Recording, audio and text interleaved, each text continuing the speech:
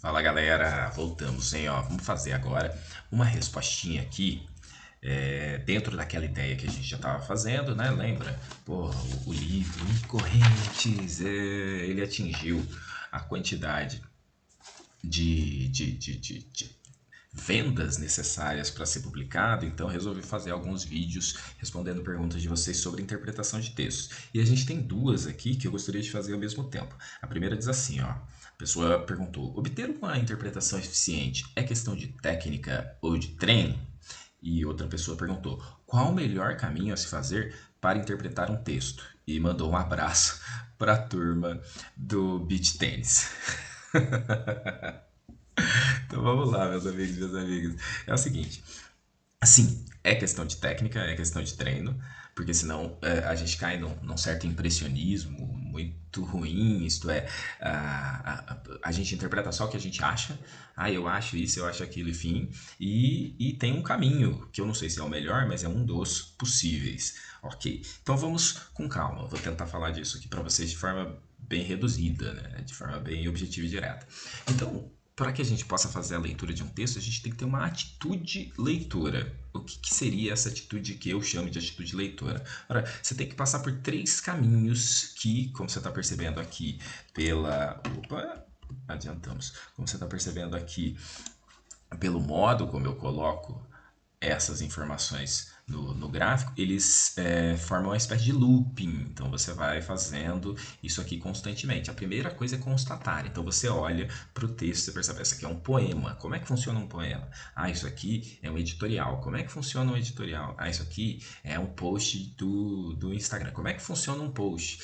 Isso aqui é uma notícia. Como é que funciona uma notícia? Então você constata o gênero do texto, galera aí da Escola Sem Partido, gênero textual, tá? Não tem nada.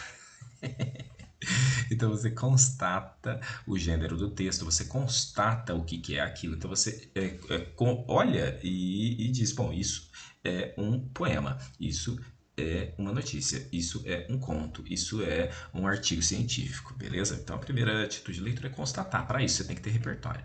Depois você tem que comparar. Bom, eu já li outros poemas, já li outros poemas. Então como é que outros poemas funcionam? E você coloca lado a lado aquele que você está lendo com o que você já tem na cabeça. E você vai comparando para ver o que há de igual e o que há de diferente, o que há de comum e o que há de incomum. E aí, depois que você faz isso, você transforma o que está lá no texto em algo que você é capaz de compreender. Então você transforma aquelas informações em informações para si. Essa é a atitude leitora. Então esse é o primeiro caminho. Você constata o que tem, compara com outras coisas que você já conhece, vê o que tem de comum, vê o que tem de incomum e transforma em entendimento pessoal. Ótimo. Para isso você pode usar essas estratégias que são, na verdade, uma sequência de organizações mentais que você tem que fazer. A primeira é predição ou previsão. Então você começa a ler um poema, você prevê como é que um poema funciona. Tem a ver com a constatação e com a comparação que eu falei ali anteriormente.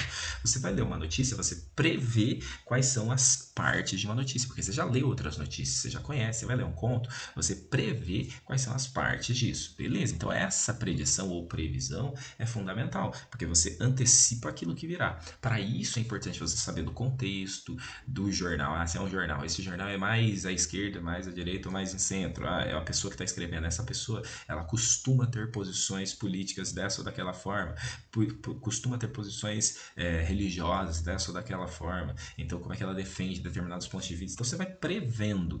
Por que você prevê isso? Para, na hora de selecionar os temas e os termos mais importantes para você, você comparar com aquilo que você previu. Perceba que eu estou fazendo agora a estratégia relacionada à atitude. E aí o que acontece? Você começa a ler e algumas coisas você precisa inferir, elas não estão claras, elas estão dadas. Então, um exemplo bobo aqui, ó. João parou de beber. Cara, o que eu infiro desse texto? Que o João bebia antes, então isso não está escrito, mas pelo modo como está determinada a organização dessas expressões, o João parou de beber, ele só pode parar porque um dia ele começou. Então você vai fazendo inferências e vai constituindo sentido aquilo que você está lendo. Aí você confirma essas inferências com as passagens seguintes do texto, ou não. Então, se não, você vai precisar corrigir tudo isso e refazer a mesma ordem aí até chegar numa interpretação possível, beleza? Bem sucinto aqui pra gente. Então, vou pegar um trechinho de um texto meu, o texto que foi premiado aí no Festival de Poema de Serquilho. E como é que começa? O título é Juízo Final. Como é que começa? Começa assim, ó. Voltei-me para ver quem falava comigo, e voltado vi 7 candeeiros de ouro. E no meio de semelhante tesouro, mamãe surgia com meu destino em um sorriso. Então você começa, então você percebe, pô, é um poema, tem rima, ok? Então é um poema mesmo. Não sei se é só por isso, mas uma das características de poema que eu conheço é que podem ter rima, esse aqui tem. E aí você começa a pensar, mas esse título, por que chama Juízo Final, não é?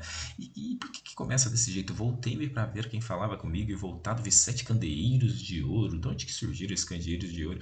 E candeeiros de ouro eu estou dizendo que são tesouro. Que inferência que eu vou fazer? Mamãe surgia com meu destino em um sorriso. Só que daí, perceba, eu falei que é em looping, né? Então eu começo, faço, e depois que eu chego no ponto final, eu volto. Por quê? Porque vai ter uma ampliação, ó. E disse-me, mamãe, há coisas que preciso contar, há coisas que eu queria que visse. Provavelmente você vai se assustar, mas preciso que resolva o Apocalipse. Opa, quando chega em Apocalipse, eu já relaciono a juízo final. Já percebo que o contexto é um contexto religioso. E aí eu começo a reorganizar o entendimento que eu tinha tido dessas primeiras partes.